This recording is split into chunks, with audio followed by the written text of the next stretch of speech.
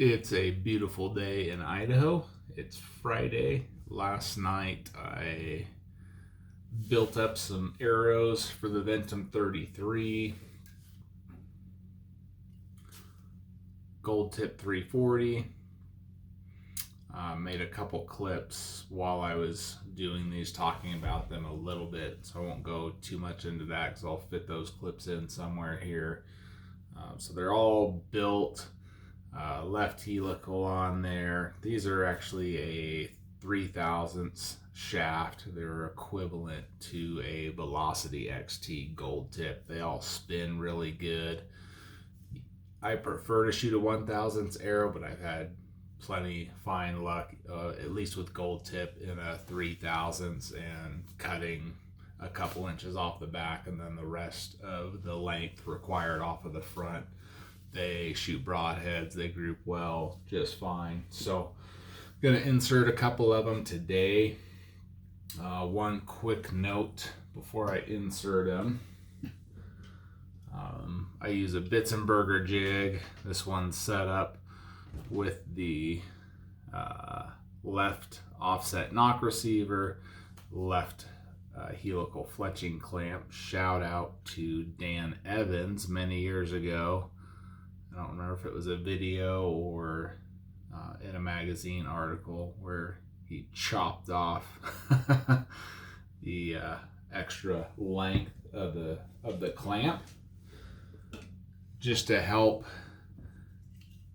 Most of us are shooting a max of a 3-inch vein, most of the time a 2-inch vein, so you don't need that extra length of your clamp, which, depending on how you have the jig set, depending on your arrow diameter, the tip of this extra length can actually hit your shaft and not give you good seating and adhesion for your vein you're throwing down. So, as I mentioned, I've learned a lot of stuff from a lot of different people over the years, so I like to give credit to at least who I originally heard it from. Okay, so the way I do my inserts, I used to always use alcohol or denatured alcohol, acetone, to clean the inside of the shaft. I worked for Black Eagle for a couple years as a sales rep, and one of the guys there recommended not using alcohol or acetone because carbon is a porous material and it can soak in. Maybe it would work if you let it dry for a while. But also the fast set glues that most of us all use, I'm gonna butcher the pronunciation, cyanoacrylate, something like that. It's the same main active ingredient that's in super glue. I don't know what else they add to archery glue to make it do better, but supposedly alcohol acetone reacts with this stuff for not as good adhesion. So I'm gonna square. These should be square, but I'm gonna double check it.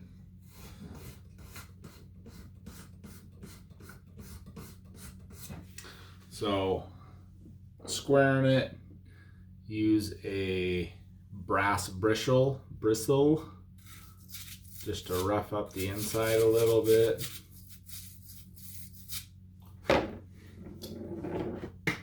Double check my square again. I know that's far away.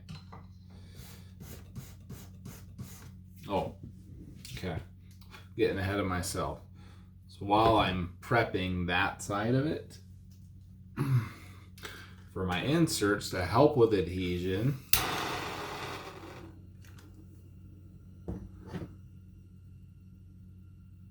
heat them just a hair till you see that haze on the aluminum, and then you see the haze fade away.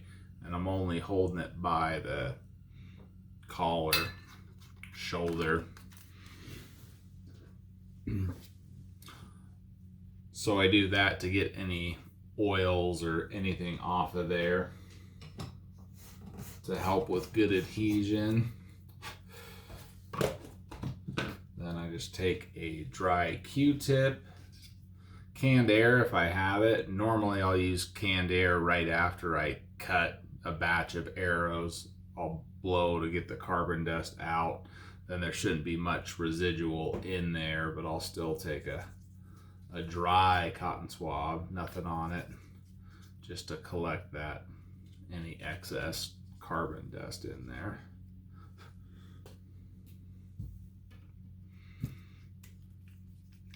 And then tip grip for the vanes and for the insert.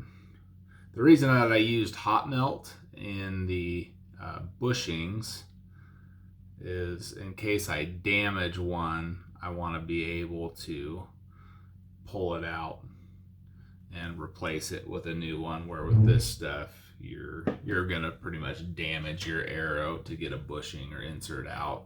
But I generally don't ever screw with pulling my inserts out. And just run it down on a paper towel, hold her there for a second, wipe off the excess, and there you go. Nothing that special, but it's important, the process of just barely heating that insert, cleaning it, squaring the shaft, getting the excess carbon dust out of it after you rough it up with the brass bristle. So it's just weighing out some of these arrows I inserted with 100 grain and 125 grain points. Normally I don't get too persnickety about matching weights of components. For me, as long as my finished arrows weigh 1 to 2 grains within each other, I'm good with that. But I just weighed one arrow with a 100 grain point and it weighed 375, and then I measured one with what's supposed to be a 125 grain point and weighed 396, and I'm like, it should weigh 400 grains. So I started weighing these trophy taker easy pulls, and I'm getting a variance between 122 grains and 128 grains. That's a bad variance. I may have to look for some different field points. The end goal is to make sure that whatever field point I do end up using, that they match consistently within a grain of what my broadheads actually end up weighing. Just did some math on these arrows, got the point weight thing sorted out. More than likely I'll end up with a 125 grain point, so that puts this arrow total weight at 400 grains versus the 100 grain is at 375 grains. The FOC measurement on the 125 grain comes out to 13%. And out of my bow, 29 inch, 61.5 pounds, that will be right at 280 feet a second. It's kind of the number I was going for this year for speed. Those types of speeds and arrow weights have worked for me for years for harvesting game. What I always tell people, and maybe it was luck, but I mean, I've shot 60 pounds for a long time out of a compound with an arrow right around 6 grains per pound, or maybe a touch heavier, and I pass through everything I shoot, no problem. I'm smart at my shots. I don't wing them. I wait for a good opportunity and for the animal to be calm. An elk I shot with that top trad bow up there, 45 pound Bear Kodiak. I shot a spike elk at 18 yards or so with that 45 pound bow with like a 430 grain arrow, and got a clean pass through on it. Sidetrack, sorry. Okay, at the 100 grain point arrow weighing 375, would be shooting right around 288 feet a second. A little pickup there, but puts my FOC at 10.73%. I like to be a little bit higher than that. I can live with 13%. That should be really good. So as long as that arrow spines and shoots out of that bow good, which it should, I'll be in good shape. On to the next step.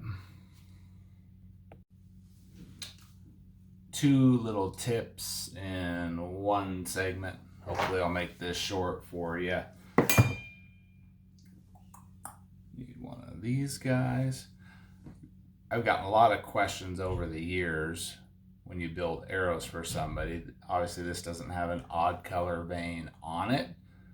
I think 99% of setups these days, whether you're shooting whisker biscuit or a fall away, you're going to have want one fletch oriented in the up position coming out of the bow for clearance.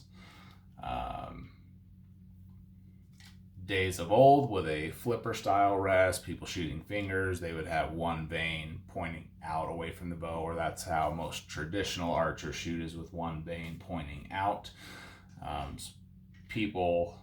Most fletching jigs fletch with one vein pointing out. So people will get arrows and they're like, hey, these aren't like my last arrows. Your arrow nocks are pressed into the back of the shaft so you can rotate your shaft and turn it the way I like to orient it. After I fletched it and it's in that out position, I knock the arrow onto the string and I just lightly pinch or hold the ears of the nock, and then I rotate my shaft like so. And then I'll get behind the bow, take a look at it, make sure it's where I want it, align them up all the same. So that's how you do it. Second part of this tip, which I kind of realized last night, maybe it was an old trick that I had forgotten about, was another additional way to check for nock pinch, whether your serving's too tight or your knocking points, or even if you aren't running knocking points, if you just have a D loop on there, that's fine. Draw an arrow with, you could do it if there's an insert in there, but especially with no point weight on there, that's going to make this arrow extremely light. If you draw the bow back, I'm going to use a non-firing safety hook here because this arrow's, 250 grains. So if I shot my bow accidentally, it could dry fire the bow because the arrow's too light. So let's see if we can get this on here. So if you draw it with no point weight on there, that's going to give you a real good indicator if your arrow starts to lift or elevate off of your rest.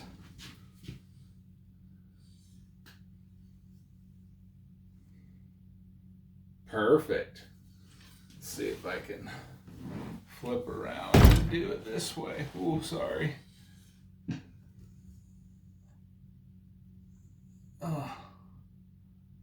See, it's sitting firmly on my rest right there, so that's good. Show you what I ran into last night. So I had originally planned on running those nocks in these shafts.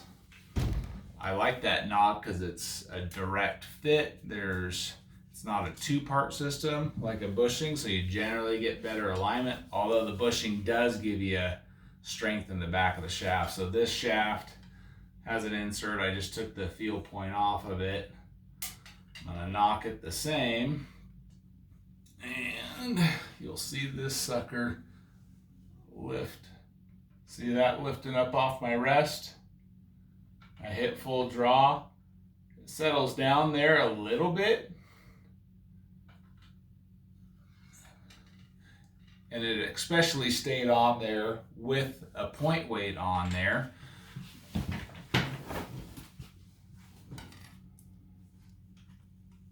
So that's another way to do it. If you've got one of those, you could do it with a release. That's totally up to you if you wanna risk it. I live dangerously. I don't care. I'll draw a bow back with a release, but be super careful, and it has to be a release that I trust. So, okay, onward. Thanks so much for watching. Don't forget to subscribe, leave a comment, maybe let me know what you want to see in the future. Feel free to pick my brain, and we'll catch you later.